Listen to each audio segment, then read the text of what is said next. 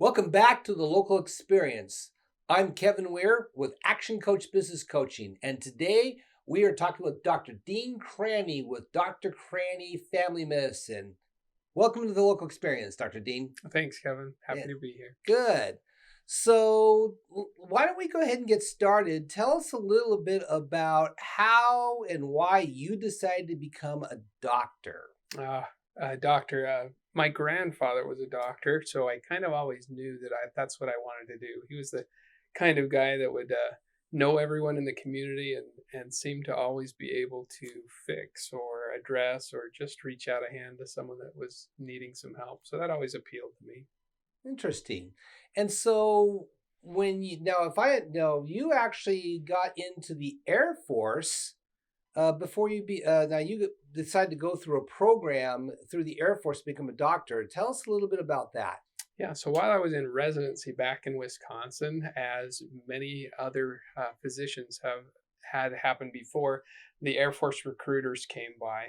And it was always a dream of mine that I had to serve my country. And it seemed like enough of an adventure to me that after a lot of consideration, my wife and I decided that, yeah, we'll take the plunge and we'll join the Air Force.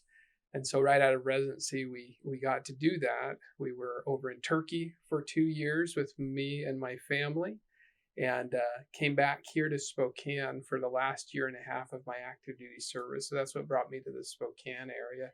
We loved it. And so when we finally stopped moving around, this is the place we wanted to be because our kids loved this place and just a really great place. So, how many years in total were you in the Air Force? I was in the Air Force for 3.5 years active duty. And then I turned around and I still worked for them as a civilian for another 3.5 years. Wow. And actually, just 2 years ago, I rejoined the Air National Guard this time, though. So I'm currently a member of the Air National Guard out of Fairchild Air Force Base. Okay.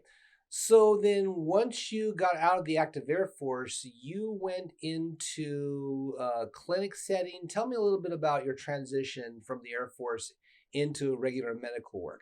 Sure, we looked again at a place we wanted to be. So we picked Spokane, and then we looked to the places that we had known from our time here in the Air Force before. So that time I chose a position with what was Rockwood then only, and now is Multicare Rockwood.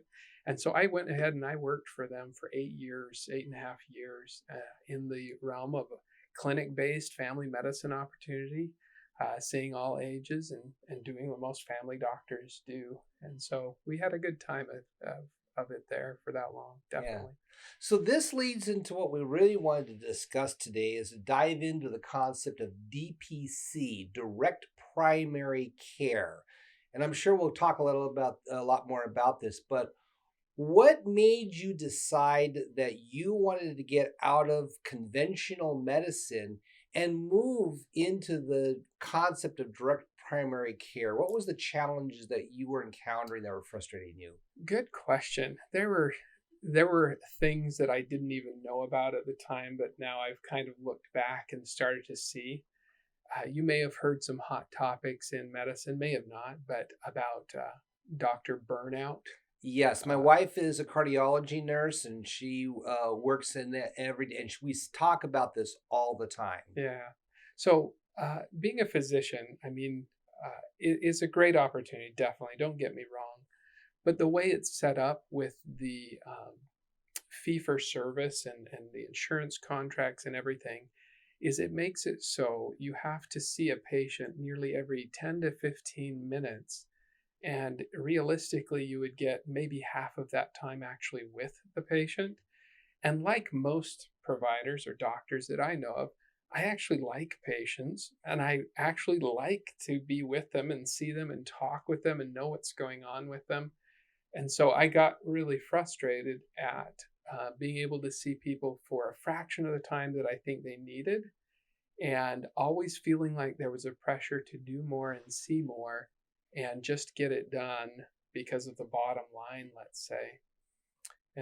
The other thing that you find as you practice medicine is you see the impact of the cost of medical care on your patients. I remember one time when I had ordered a set of laboratory tests and I had done procedure or so on, the things that I thought needed to be done. And my poor patient came to me after and he goes, "Do you even know how much that cost?" And at the time, I really didn't. I didn't know how much was charged for those things. And I should say charge and cost are a different thing. So we might get into that later. And so it broke my heart really that I was one of the reasons that this patient was in financial distress after I was trying to do something that should have helped him. Yeah, and it's interesting because one of the things that I hear all the time with doctors is that 95% of them have no idea how much things that they order cost. And there's one of the things, and you probably see this, is there are a lot of doctors who basically practice what I call defensive medicine. They will order every single test known to man that they think that patient needs to actually protect them from any level of malpractice. And therefore, that pressure of malpractice is a part of the reason that doctors practice defensive medicine, which then has an incredible cost factor that gets factored into medicine. Yeah, and unfortunately there are even perverse incentives to add a lot of those costs on because those, as we call them, ancillary services, things that are outside of the actual visit, those are the portions of care that healthcare systems and insurance companies make the most money off of. So, unfortunately, that's that kind of perverse kind of care that you may be incentivized to do more to get more, which is not really the right way, in my opinion, to try Yeah, and do things. But exactly. So then now all of a sudden you're feeling frustrated about the whole medical environment. And now you learn about this concept called direct primary care. Talk to us about, describe what is DPC or what is called direct primary care. so, direct primary care is a concept where we think, well, what actually should the relationship be? What does it actually need? If you, Kevin, are coming to see me as a patient, why do I need three other people in that exam room virtually telling me and you what we need to do in that visit? So, if you were to come to me and say, I need to be seen, it maybe will take this much time and and go on from there, then I could give you a price that I think is right for that. Um, and so that's kind of the whole piece of it is taking it out of the system of care to take it back to its roots where it's really a direct relationship. And by doing that, most people don't realize how much the cost gets inflated by having so many people virtually in the exam room with you, whether it be the insurance policy that you're having to work through, or maybe even just a set of administrators that are trying to say how you have to do things. And most people don't realize how much that adds to the cost of the care that's being performed. So when you take it back to its roots, direct primary care is a monthly membership fee. And so for that monthly membership fee, much like you'd have a gym membership or something like that, you can just come into the doctor and get things taken care of. The doctor's already paid for their time and services, and I don't need to worry about billing you for every minute that you sit in my chair. I can just say, yeah, they've paid me, let's take care of the patient. And then if anything else is needed outside of my immediate time in the room with you, I can tell you now the price of each of those things and make you be a partner in your own care. And when you do it that way, the prices are just astronomically different. So what you're, if I understand this correctly, what you are doing is you're actually doing a complete detour around the medical system so that in many respects it was almost like medicine 100 years ago when you would go to the doctor. There wasn't necessarily a layer of bureaucracy. It was just the doctor provided care, you would bring the payment, and then if on some very unfortunate circumstance you had to go to the hospital, which was hospitals we're really there for. So what you're doing is you're doing a complete end around on our current system and going back to actually create an even better system. Yeah, I really think it does. It's the concept of insurance. One other provider, one other doctor that I know of, he calls health insurance the biggest addiction that Americans have because they always turn to health insurance when they need any medical care. When it's like, if you think about it, health insurance is really supposed to be for that huge, unexpected expense that you never knew you Yeah. needed. But why you should use your health insurance to go get a flu shot is beyond me. It would be like going in and wanting your car insurance to pay for your windshield wipers. Yeah. It's like, and if you do it that way, those windshield wipers are going to cost $50 each Yeah. because you're doing it through a whole system to go to a store to buy it for you. And it's interesting is that, we've got pretty good healthcare coverage with my wife and I. And I'm going to be totally honest with you.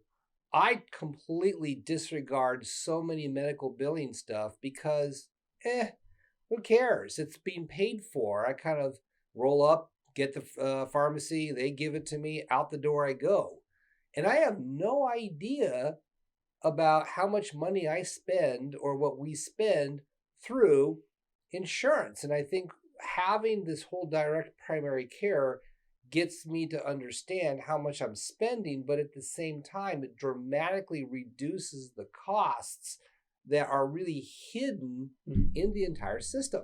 Yeah, and I think that's evidenced by what people feel. So, when's the last time your health insurance premium per month went down year to year? Never. Have you had that happen? I've never had that happen. Has it stayed the same from year to year? No, it keeps going up. The only time it goes down is when the kids are off the system. Right. And now they've got their own healthcare expense. So here's a good friend of mine that I know virtually online. Josh Umber was one of the pioneers of direct primary care.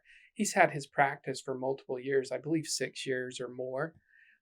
He has not raised his monthly membership fee once since opening his practice. Wow. So, I mean, how many times is that often that you have something that you can get the care with, the price, and the price is not going up, and it's good for the patient, but it's also good for the physician too. Because I think a lot of people feel that at some point the physician is kind of being the greedy one and out for themselves, but they're really trying to do their own balancing act and making sure they take good care of people and cover their expenses and costs. But so tell me a little bit about the growth of direct primary care. Kind of explain to me what kind of exponential growth, because I'm starting to see this not just beyond your practice, but we're starting to see this in little bits and pieces going on. What's going on with this exponential growth? Yeah, great question. Interestingly enough, Washington State was the first place that they really had direct primary care on the west side of the state in Seattle. Gary Bliss was a doctor who just came up with it for himself and started out. And since that time, that was probably 8 to 10 years ago, it was slow to grow. But now we've just passed, I think it was 2 years ago, 1,000 clinics in the United States that are independent direct primary care clinics. Now, corporate has also kind of gotten wind of this. And so now there are some big corporate entities that are doing a version of direct primary care. And they're trying to implement it their way, which is kind of flattering in a way that they would think that that's such a good thing. But I find it so just refreshing at how this is starting to spread much faster than it had before. And if you ask anyone that's in it as a patient or as a provider, there's excitement about that.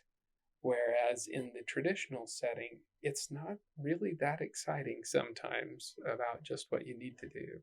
So if we're 5 years from today, how many DPC clinics do you think are going to be in the United States? Good question. I think I always boil it down to local because I don't know how in the United States. There's different pockets that have more or less. But I think here in the greater Spokane area, Well, right now, I know we have three pure DPC clinics in town, and that's only over the last year or two that those three started. And I anticipate by the next 5 years, I bet you will have triple or quadruple that number of So we could independent. have maybe 20 clinics all through the Spokane area.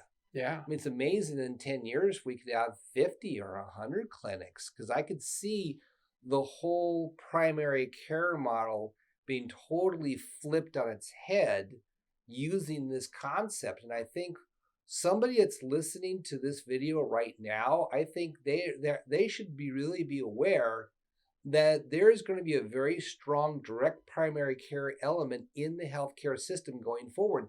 This is not a fad that's going away. right. And I know people may be thinking of different political associations with this, but this is actually bipartisan. Both of the main political parties right now today have done different things to support direct primary care, and they recognize the value of it in our community, the value of it for patients, the value Mhm. of it for a wide range of people. I personally have patients who have state insurance, but then choose to come and pay me a membership because it's so valuable to them and it gets them that extra benefit. Mhm. So the people that don't even have to necessarily pay anything choose to because it's best for them. And then I have professionals who have their Cadillac insurance, and then they come and still pay a membership to be my patient because they see the value in that kind of care. They really do. So then, somebody pays you a monthly membership fee. What do they get for that fee? So the short of it is just about anything I can provide out of my clinic. So uh, I have basic testing supplies. Obviously, I can do vital signs. I can do put in stitches. I can take off skin lesions. I can do an EKG. I can do a breathing test. I can do a lot of things. So anything I can do in my clinic, uh, or through my clinic, because I do things virtually too. Yeah. I do things by text, by email. I do anything that's appropriate to treat the patient. All of that is included in the monthly membership fee. So no quadruple bypass, No, obviously. no, no. No, no. I'm gonna go for an extension course on that. So when I get that up and running, I'll let everyone know. But no, I don't do any Yeah. major surgeries in my clinic. So it's not insurance. Yeah. That's the one thing to know about. It is not insurance, but it is what you typically need for your health care. So what's fascinating is the lab costs. And so what's a typical lab cost comparison versus using a DPC provider versus having it sent out to, one of the lab like LabCorp Mhm. or some of the other external labs? What's the biggest differences cost wise? Good question. I think I always think of vitamin D. That's one of the ones because vitamin D level, some people want to know what it is, how much it costs. And I do know you can search any hospital's website because by law they're required to post their prices, their rack rates, so to speak.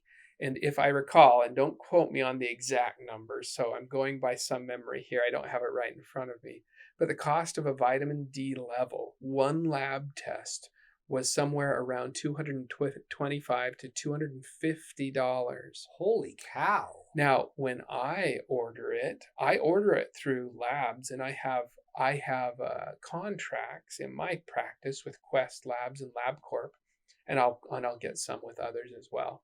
But I know that laboratory test costs about $18. So let me understand this right. The lab hard cost on that test is $18, but the patient is getting billed $242. Something around that, yeah. What's the difference? I mean, where is all of that fluff? Where does that go to? I mean, that seems like a huge monster margin.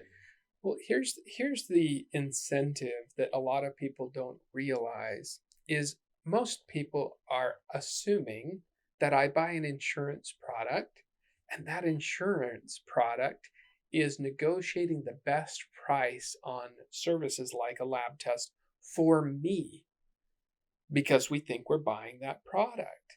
Unfortunately, that's not typically the case. What they're doing is negotiating the best price for the insurance company and for the hospital system or the laboratory to be able to make their margins on, and whatever that margin is that they can get.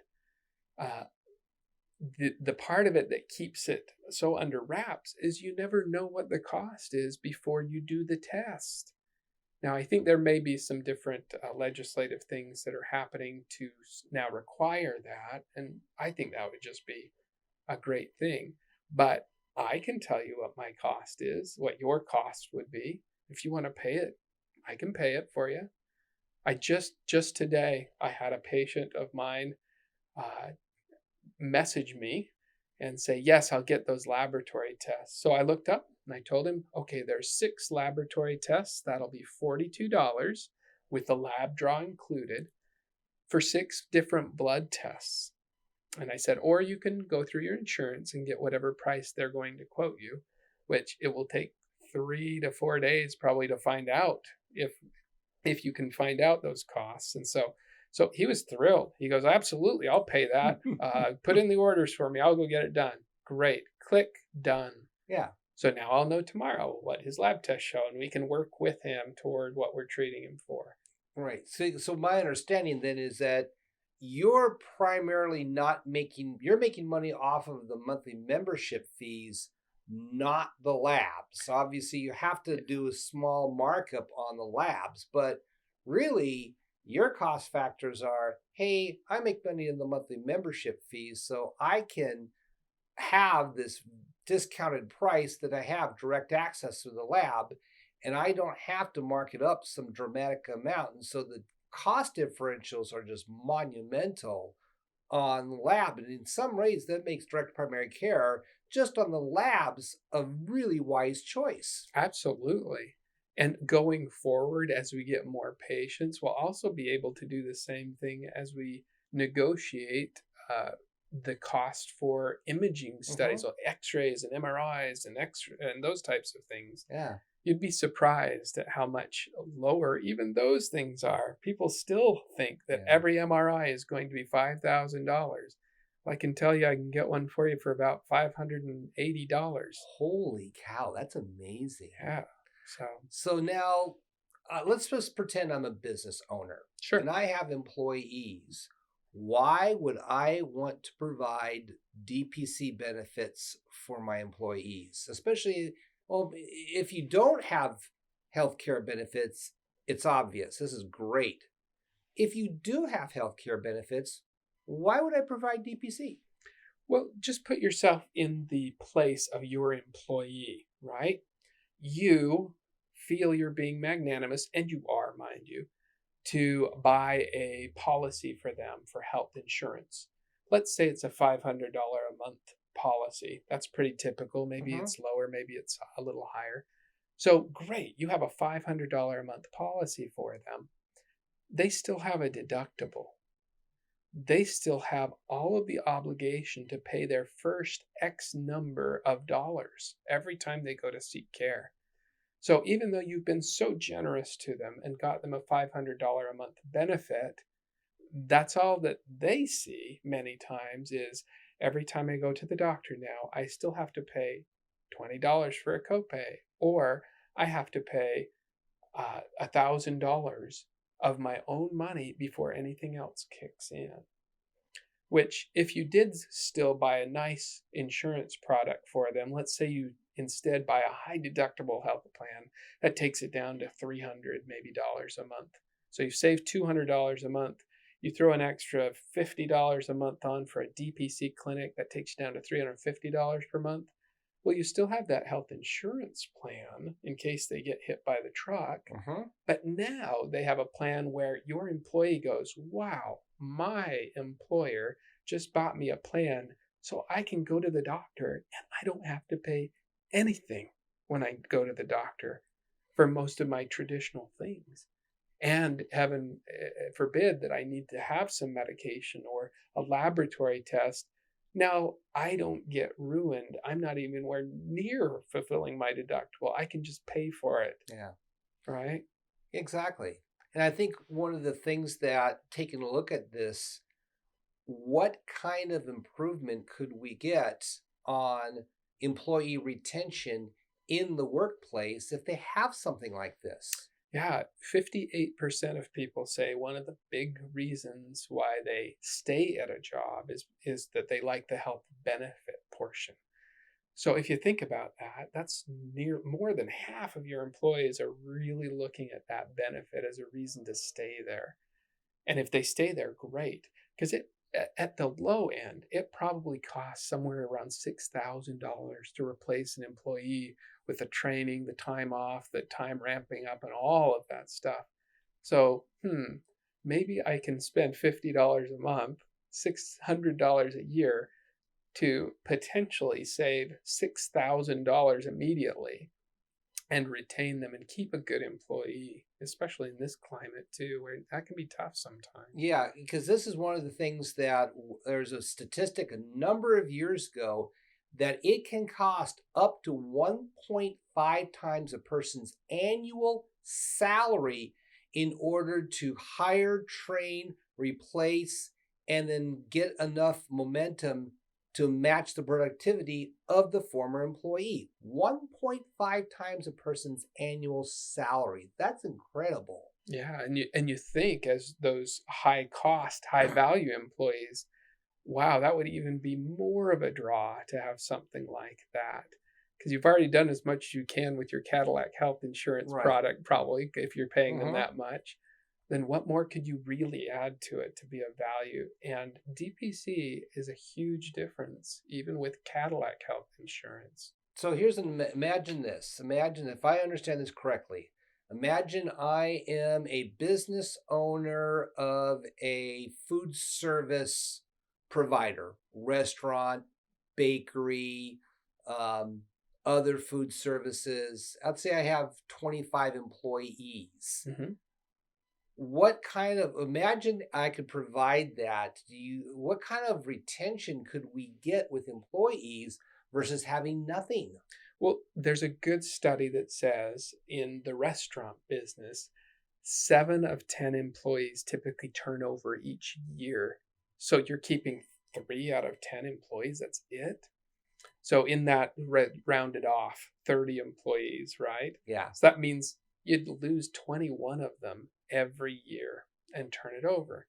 Well, there's also some good follow-on studies that when you provide health benefit like this, you can take that turnover down to 2 out of 10.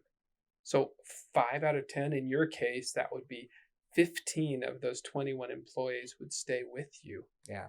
15 times 6,000 Yeah. And to see, replace at least. and I'm a business owner and I'm looking at my profit and loss statement and I'm looking at the healthcare expense line.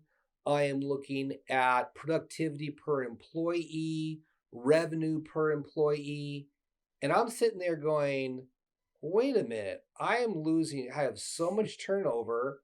And another thing here, it's interesting, is that there are a lot of sick employees who actually come to work and get everybody else sick. I mean, we're in the world of COVID right now. How many of these uninsured, sick employees are coming to work because they don't have the ability to go? They don't want to go to a primary care clinic because they're going to hit with a huge bill and they infect everybody else in your team. Everybody else gets sick. I mean, what kind of impact is that on profits in your business? Oh, it can be huge. I mean, one person that spreads it to everyone else and has to shut down the business essentially, as opposed to trying to get people to get healthcare as soon as they can and as soon as they need it, or at least an opinion on when they need it. And I've seen people sit at their desks because they don't have the $20 copay, if that's all it was going to be, the $20 copay to go in and see the doctor. So it's like, can you imagine if you removed that hurdle? Because truly, copays and deductibles are designed and engineered to be barriers to care, to slow how often people go in and seek care. So I don't think that's really that great. So if you're an employee sitting there and you're sick and you got the sniffles, maybe it's just the sniffles, maybe it's not COVID, but maybe it is. How about if you could call or text or email your provider, talk over your symptoms with them? They can tell you where you can go get tested that day, whether it be a rapid test or a send out test. And they could tell you how to isolate and keep everyone else happy and healthy and get it done in that instant, as opposed to trying to get in to find someone, seeing someone that you've never seen before, that doesn't know you, and that you don't have confidence in. Maybe you Yeah. do, and having to take all of that time to get it done. So there's just so much about it that really appeals to business owners to keep their employees healthy when they are sick, to get them the care they need so that they can return to work as soon as they can, and that when they're at work, they're healthy and productive and not thinking of, oh, I hope this gets better. Yeah, and see, this is one of the things that I'm wondering how many business owners out there are really aware of this primary care option. Probably not that many. I mean, what's your feeling on that? Well, everyone has sales forces, right? So direct primary care, really our sales force is each individual provider. We don't have a big national association. We're not sponsored by some big health group. We don't have an insurance broker that sells us directly, although some insurance brokers are starting to be aware of us. And I think they can see how good this is as well. So, really, our sales force is us. So, Yeah. anything we can do to get the word out and let other people and our patients be our sales force for us will be great, because I think the more people realize and understand about it, the more they can really see how much of a revolution it really can be. And to me, I guess I see this as like when Bitcoin hit, and Bitcoin was at like $5, $10.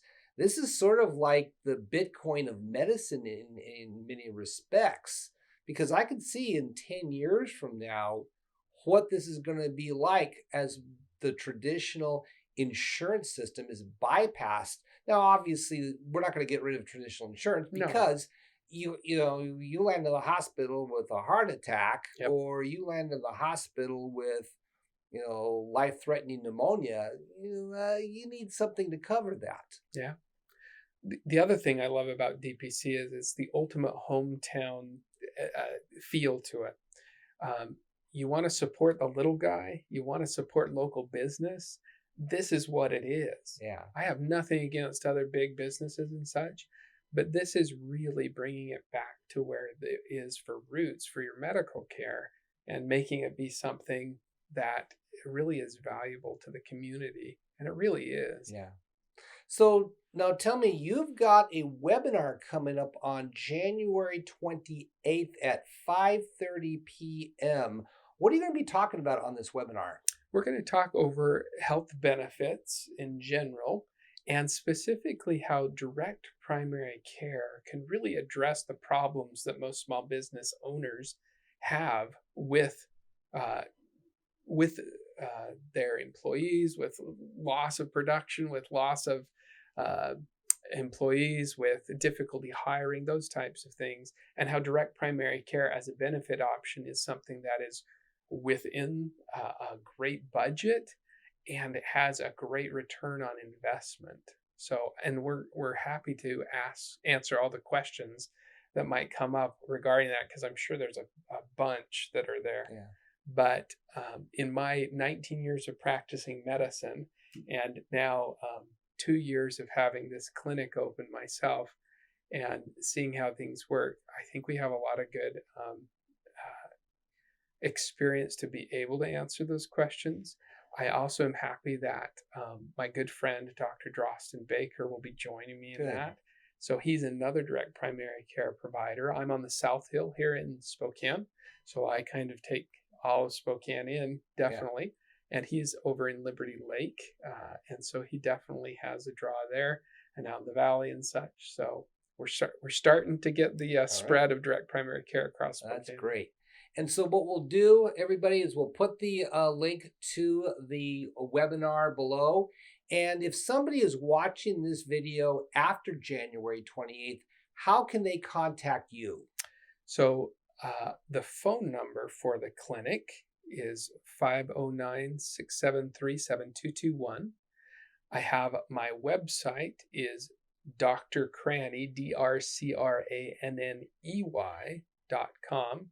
And you can always email at info at drcranney.com as well. Well, Dr. Dean Cranney, it's been great having you on the Local Experience. Thank you so much for coming. Thanks. I really appreciate it. And that's it for the Local Experience today. And look forward to seeing you next time here on the Local Experience.